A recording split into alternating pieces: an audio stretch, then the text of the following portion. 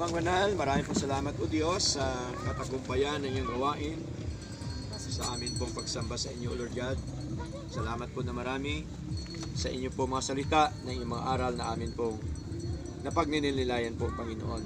Salamat po sa inyong pagkapala ng inyong mga aral, pagpapalang espiritual na patuloy niyo po kaming pinapasagana, Panginoon, sa inyong mga turo, sa inyong mga kalooban, sa inyong mga utusan, na siya namin ginaganap, na siya namin ginagawa bilang mga tupa niyo po, bilang mga anak niyo po, O Diyos.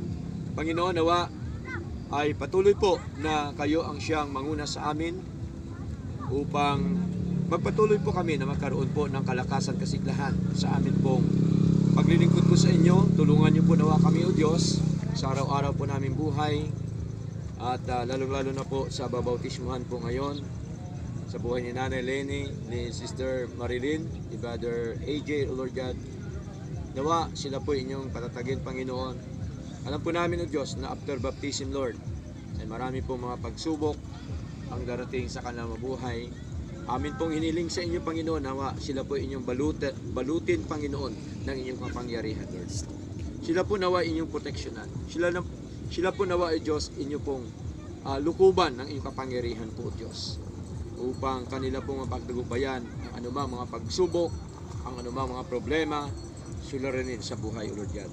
At alam po namin na after noon, kami po inyong pinapalakas, pinapasigla, at pinapatatag, Panginoon. At alam po namin na ang pagsubok ay bahagi po ng aming pananampalataya, bahagi ng aming paglilingkod po sa inyo, Lord. Tulungan niyo po nawa kami na mapagtuguhan po itong lahat at na amin po nawang magampanan ang mga gawain niyo po na inatang niyo po sa bawat isa sa amin. Nawa, Panginoon, ang aming mga buhay ay patuloy niyo pong gamitin kasampapanin, Lord, sa inyong gawain, sa inyong ubasan, lalo-lalo na po ang babautismuhan, Panginoon Diyos. Salamat po na marami at nawa sa aming gaganapin na bautismo, kayo po nawa ang siyang manguna, O Diyos. Nawa ay ang inyong kapangyarihan ang siyang patuloy po naming makamtan, patuloy po namin maramdaman sa aming mga buhay, O Lord God. At alam po namin, O Diyos, na kayo po ay nakatunghay sa kalangitan. Kayo po ay nakikita niyo po kami na kami po, Panginoon, ay magdaos at sumunod sa bautismo, Panginoon. Kaya kayo po nawa ang siyang kumilos po sa bawat isa, O Lord God. At nawa, Panginoon, gawain po ito ay maging ayos po at maging salamat po, Ama, at tunay nga po na hindi ka po namin ikinakahiya sapagkat kayo po ang aming Diyos na tunay at totoo sa aming mga buhay, Lord. Tunay nga po, Panginoon, na ipinagkatiwala po namin ang lahat po sa inyo, O Diyos.